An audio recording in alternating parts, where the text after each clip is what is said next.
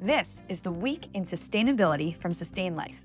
It's where our team of sustainability experts and practitioners share commentary to keep you up to date on developing stories and news. Welcome back to the Week in Sustainability. I'm Hannah Soxty, a member of our sustainability team here at Sustain.Life, and I've got two stories for you this week. So, the Harvard Environmental Law Review has spelled out a legal theory of climate homicide, which proposes holding oil companies accountable for their role in climate change. This signals a pretty huge shift towards legal action, despite some implementation challenges, maybe. And then a new study published in Nature forecasts that climate change is going to cost $38 trillion lost annually by 2049. Some of this loss might be unavoidable, but there is still some potential for emission mitigation. So let's start there. I don't think this is the first time any of us have heard that environmental changes are going to greatly impact our economy. This study attaches new numbers and maybe a more regional approach to our current understanding. So the study predicts that we will see a reduction in future global income by approximately 19% over the next 25 years. This translates to the staggering $38 trillion lost annually by 2049. And there's potential for this total to double by the end of the century.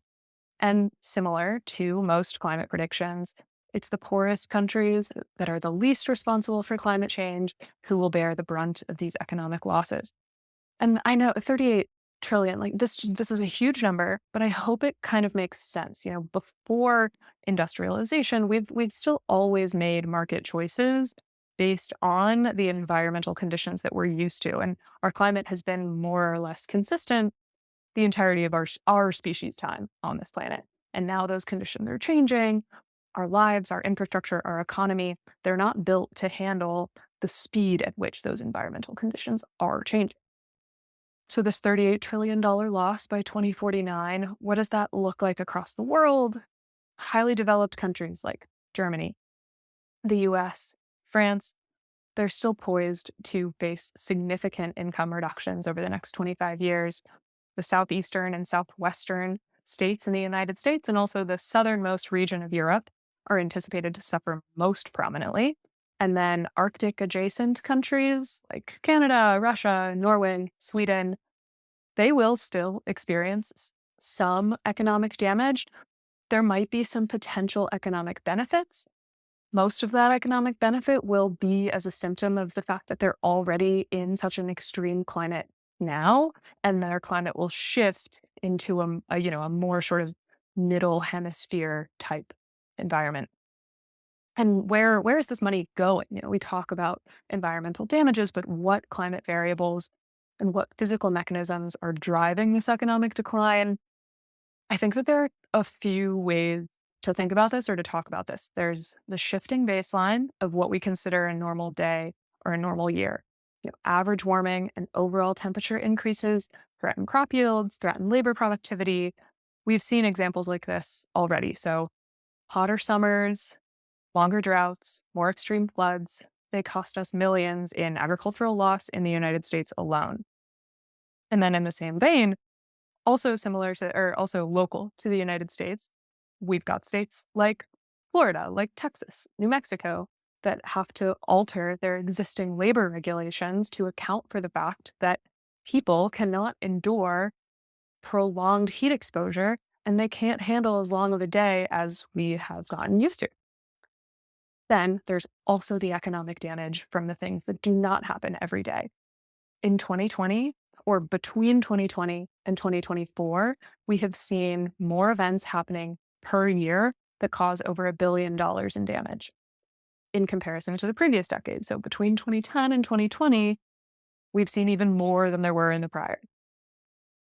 How can we even think about emission reduction efforts mitigating these projected economic damages? Sadly, the answer is kind of clear, which is there isn't much to be done. A lot of these consequences are locked in already. There's a lag between, the first time we ever emitted a fossil fuel or the first time we ever combusted a fossil fuel up until present day. There are going to be consequences that we face from that point until now. Our most powerful levers of change are the mitigation efforts we invest in today.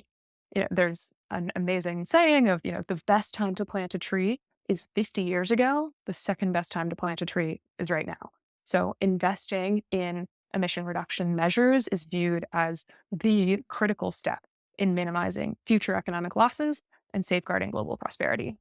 And if you're listening to this and thinking, obviously, economic damage sounds really bad, but on a more human level, this just sounds kind of like an uncomfortable future. I think it's a good time to maybe pivot to climate homicide. So, climate homicide is an uncomfortable and maybe scary term that describes the threat to human life posed by climate change. And to take it a step further, legal scholars of the Harvard Environmental Review have structured an argument to hold oil companies accountable for the deaths caused by climate change. And I think conceptually, we already have a framework to understand this kind of legal accountability. So, tobacco companies faced consequences when it was revealed that they understood and undersold the dangers of their product. We also have bureaucratic structures like the FDA to standardize and regulate product safety. I think most people would agree that you shouldn't be able to widely distribute a product that poses a threat to human health, or at least we would maybe agree that you shouldn't be able to do so without informing the public.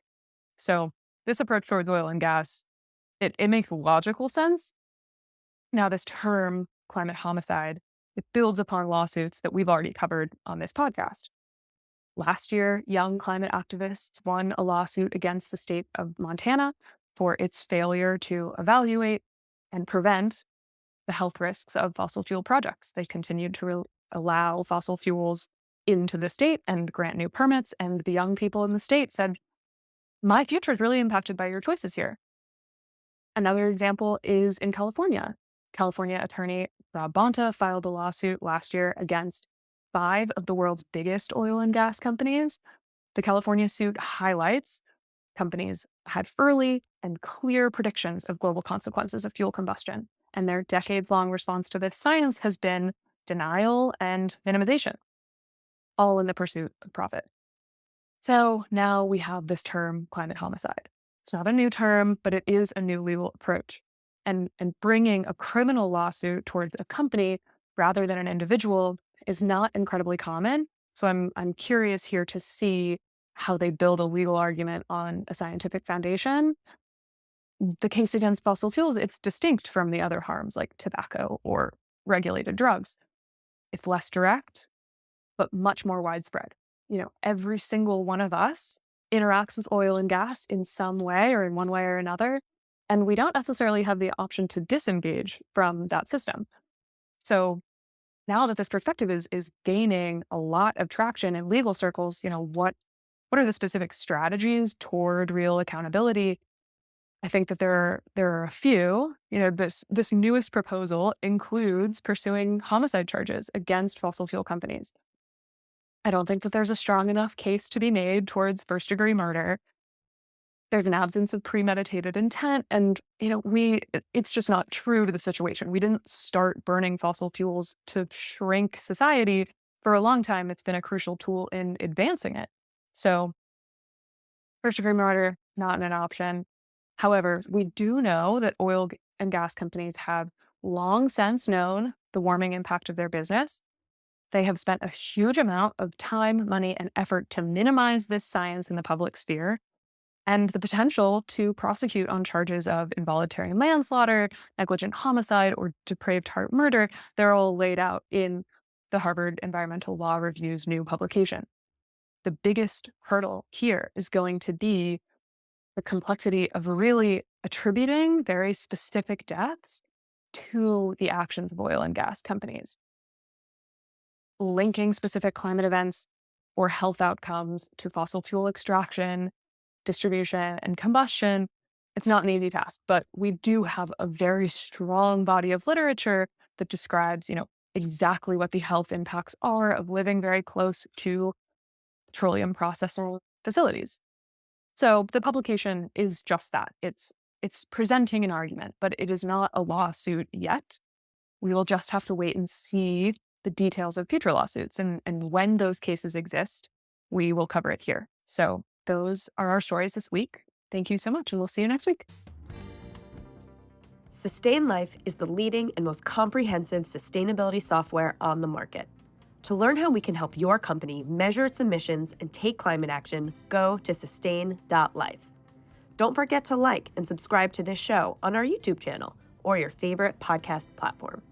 Thanks for tuning in. See you next week.